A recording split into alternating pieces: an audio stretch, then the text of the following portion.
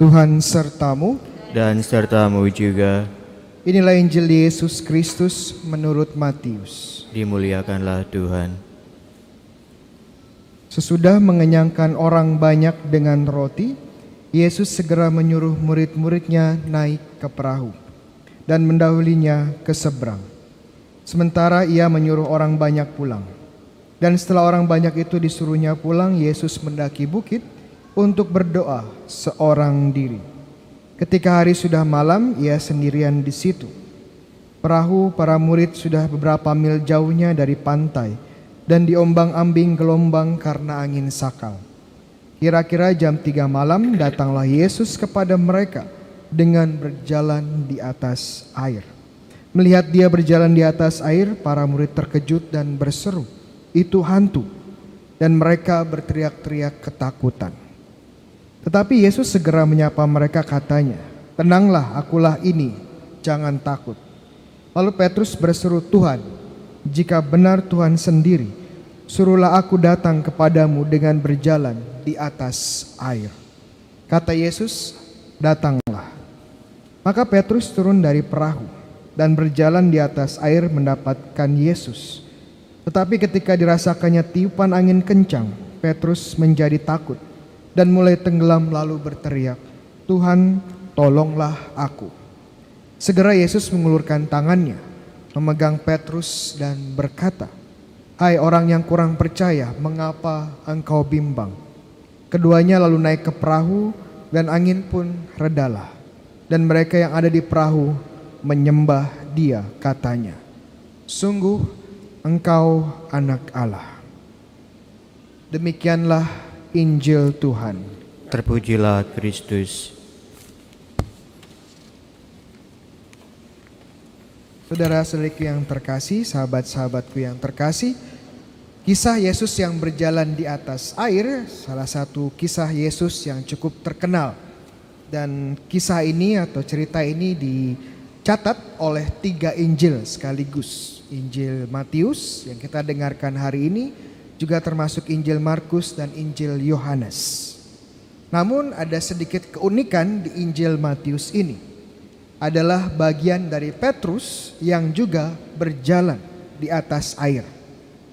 Namun kemudian kita tahu setelah beberapa langkah dia tenggelam, mulai tenggelam. Sehingga Yesus pun harus menyelamatkan.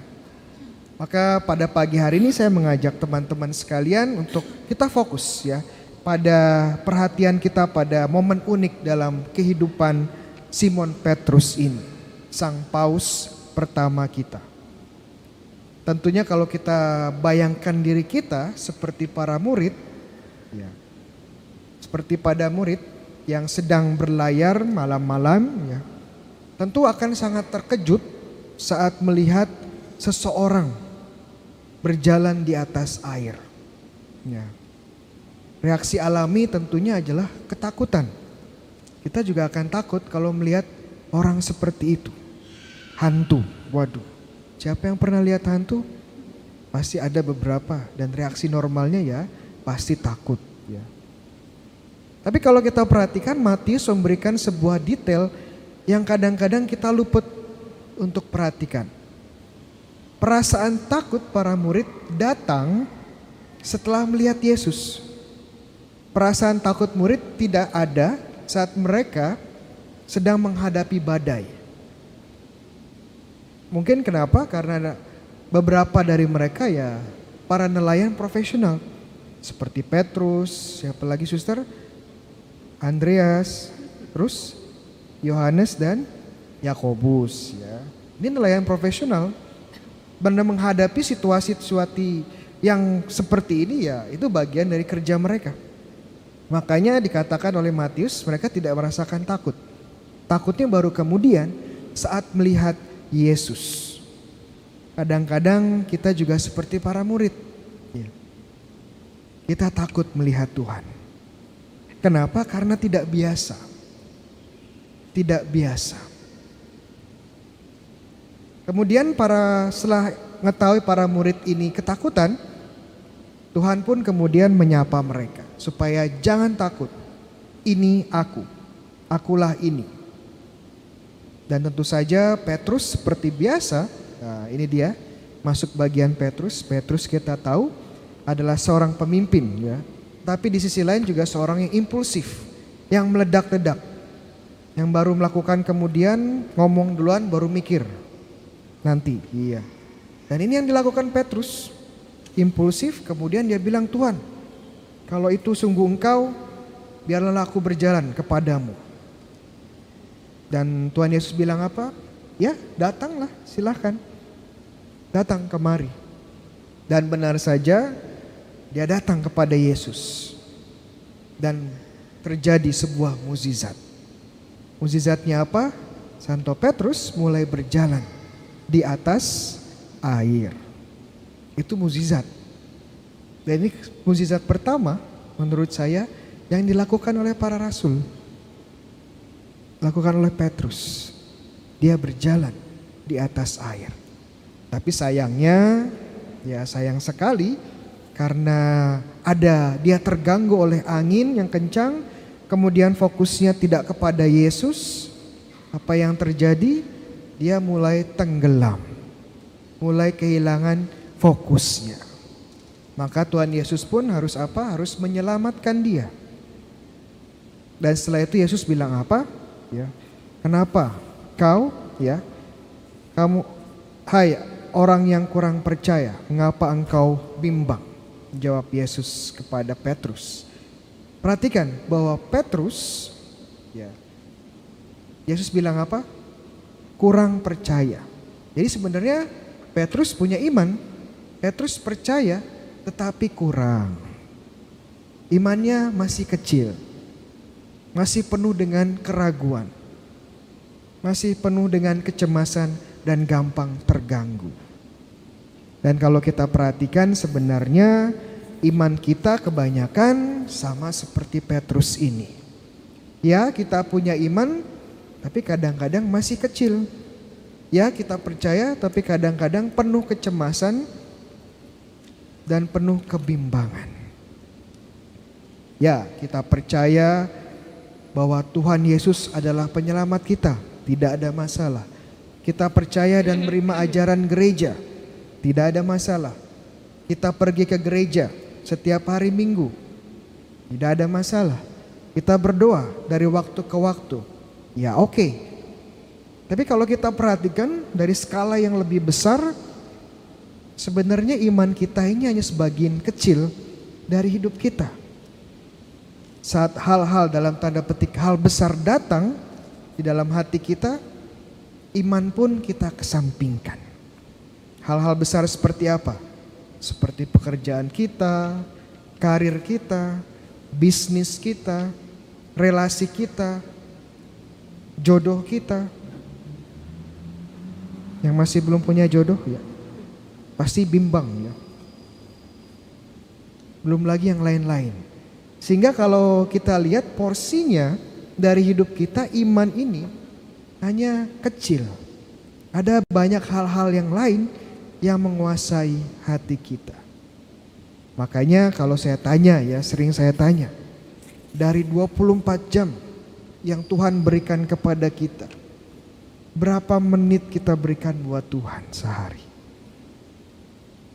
Siapa di sini yang pagi-pagi bangun ya, pagi-pagi bangun tidur, hal yang pertama dilakukan adalah langsung loncat pergi ke kapel adorasi untuk berdoa? Gak ada kan? Gak praktis juga, masih bau jigong soalnya ya. Atau siapa yang di sini sebelum tidur menyempatkan berdoa malam? Mungkin ada, tapi berapa menit doanya? Mana yang lebih lama ya? Facial care-nya apa doanya? Kalau kita lihat, bandingkan menggunakan HP dengan waktu untuk Tuhan, mana yang lebih banyak? Jangan-jangan menggunakan HP lebih banyak. Contoh konkret lain, kalau kita keluar rumah lupa sesuatu, kita cemas nggak? Tergantung apa. Kalau kita lupa HP pasti cemas. Tapi kalau kita lupa Tuhan cemas nggak? Boro-boro ya, ingat aja enggak? ketinggalan di mana juga nggak perhatikan. Tapi kalau dompet, kalau HP hilang, ketinggalan, wah cemas. Tapi kalau Tuhan ketinggalan, nggak ada masalah. Toh ini menjadi, ya kita percaya pada Tuhan tapi tidak begitu signifikan mempengaruhi hidup kita. Mungkin ya kita berdoa hari Minggu, datang ke gereja, tapi apakah 100% fokus kita untuk Tuhan? Belum tentu. Belum tentu. Contoh konkret ya. Mungkin datang ke gereja semangat ya. Kenapa semangatnya? Karena mau dengerin khotbahnya Romo Ganteng. Ya, Romo Ganteng. Tapi pas keluar, yang keluar Romo Bayu. Waduh, kecewa. Gak fokus. Jadi gak fokus. Atau saat homili, berapa persen sih yang fokus dengan homilinya? Anak muda sekarang itu, waduh, semakin pendek ya span of attentionnya. Baru 1 menit sudah garuk-garuk. Menit kedua lihat kiri kanan, ya, cari jodoh, ya, jodoh orang lain pun dilihatin.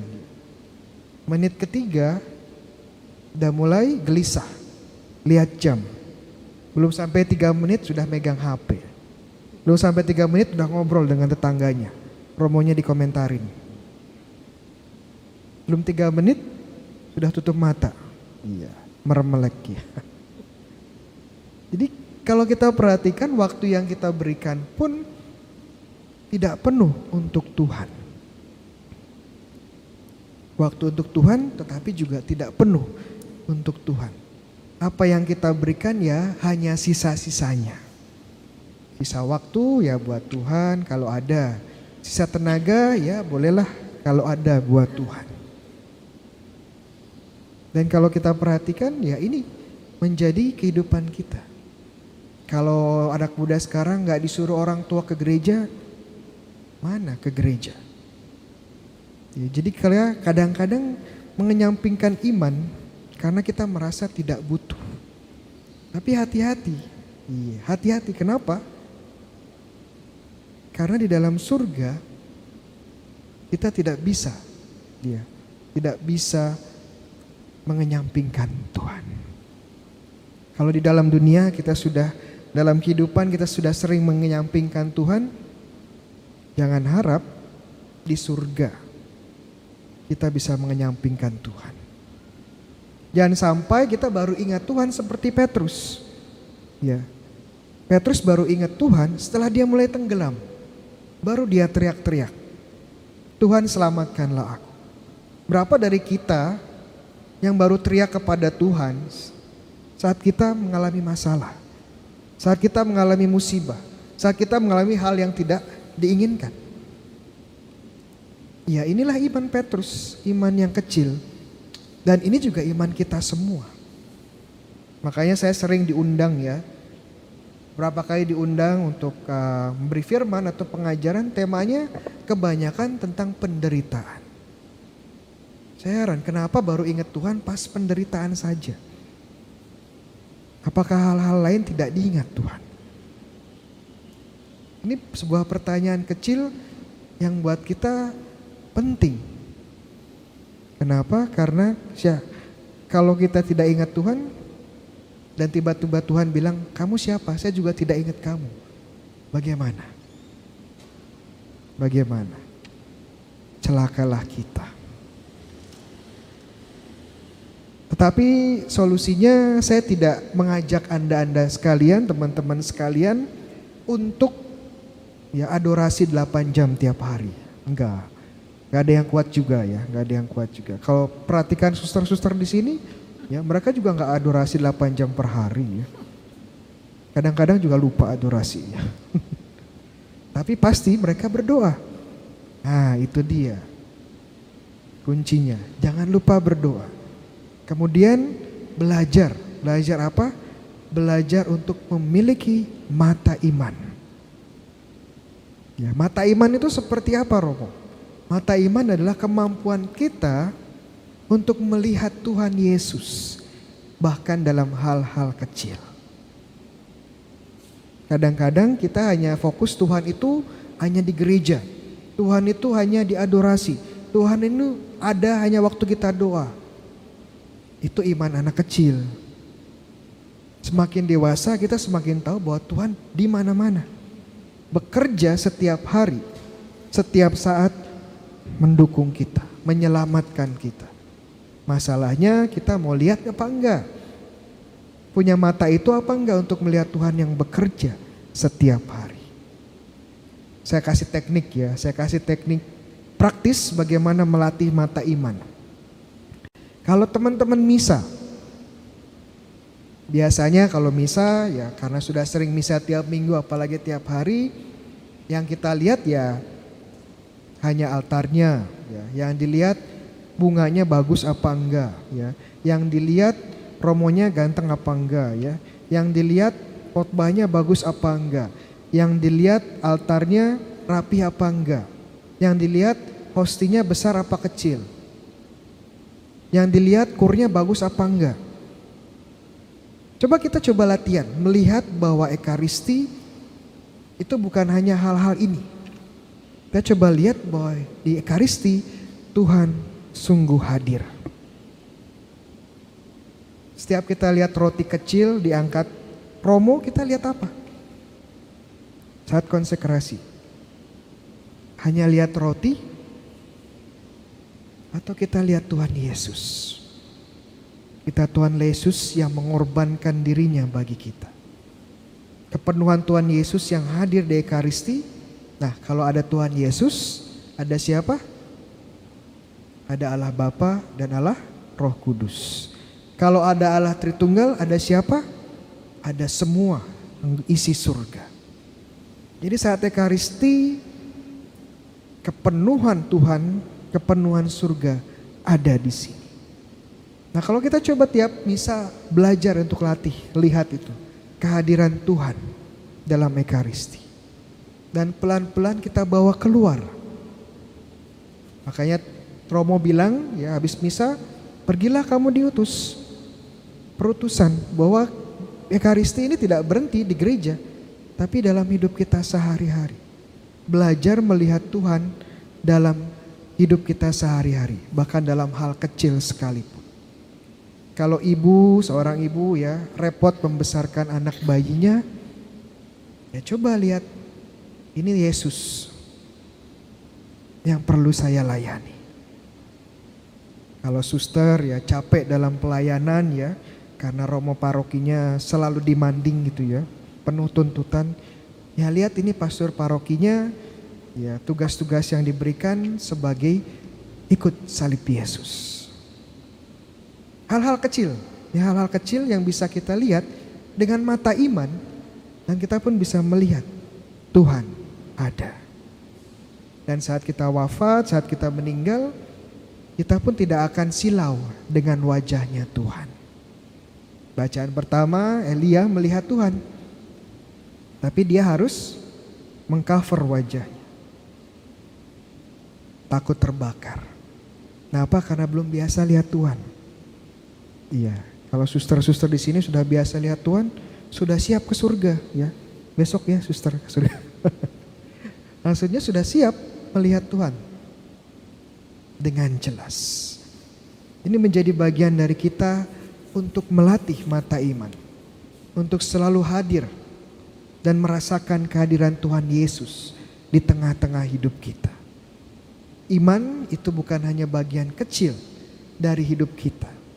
Iman adalah fondasi hidup kita yang persiapkan kita memasuki hidup bersama Tuhan. Amin.